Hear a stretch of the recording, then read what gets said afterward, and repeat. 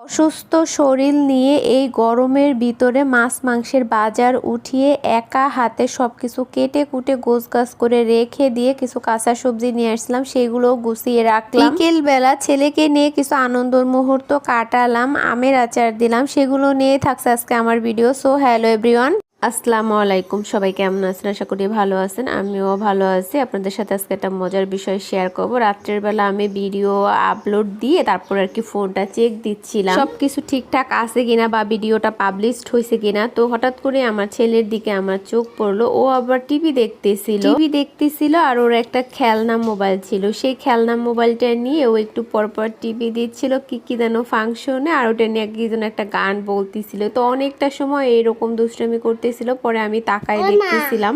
পরবর্তীতে আমার মনে হলো যে ওর এই ছোট ছোট দুষ্টমিগুলো আমি ভিডিও ক্যাপচার করে রেখে দিই। দেখেন সে মোবাইলটা কি সুন্দরভাবে ধরে আর কি এক হাত দিয়ে রাখছে, আর এক হাত দিয়ে সে তার যা কিছু মন চাচ্ছে তাই করতেছিল, আর মুখে গান বলতেছিল। আমিও নাসুর বান্দা, সে যেদিকে যাচ্ছে তার পিছে পিছে আমিও ফোন নিয়ে যাচ্ছিলাম। সে নর্মালি আমার ফোনটা কখনোই ধরে না, মাঝে মধ্যে ওর বাবার ফোনটা যখন বাসায় পায় ওই সময় একটু নিয়ে কার্টুন দেখে, তাছাড়া তেমন একটা ফোন আমি ওরে দেই না। ছোট থেকে বাচ্চাদের আপনি যে শিক্ষা দিবেন ওরা ওই শিক্ষায় শিক্ষিত হবে। তাছাড়া এখনকার বাচ্চাদের আসলে শিখাতে হয় না, ওরা এমনিতেই অনেক ম্যাচিউর। তারপরও বাবা মা হিসাবে একটু সতর্ক থাকাটাই উচিত। এটা হচ্ছে পরদিন সকালবেলা আসার মাছ বাজার সব শেষ হয়ে গেছে। দুদিন ধরেই ভাবতেছি যাবো কিন্তু শরীরটা একটু খারাপের কারণে আর যাওয়া হয়নি। তাছাড়া সামনে তো শুক্র শনিবার পড়ে যাচ্ছে সরকারি ছুটি। এই দুদিন বাজারে যে কোনো কিছু কিনে আনা তো দূরের কথা, বাজারের গেটের সামনেও যাওয়া যায় না। প্রত্যেকটা জিনিসের এত পরিমাণে দাম থাকে, সবকিছু বিবেক বিবেচনা করে আজকে আর কি বাজারটা নিয়ে আসা। যদিও আজকেও তেমন একটা শরীর ভালো ছিল না, তারপরও যেয়ে নিয়ে আসলাম। এখানে আমি অল্প কিছু মাছই আনছি, বেশি একটা মাছ আজকে আনিনি, বা যে মাছ আনার জন্য গেছিলাম ওই মাছগুলোও আমি পাইনি বাজারে। এই জন্য যতটুকু পারছি ততটুকুই নিয়ে আসছি আর কি। তাছাড়া আগেরও 2-3 পদের মাছ আছে, দেখা যায় ঘুরে ফিরে ওইগুলো আর খেতে ভালো লাগতেছিল না, এই জন্যই আজকে আবার বাজারটা নিয়ে আসা। মাছের সাথে কিছু মাংস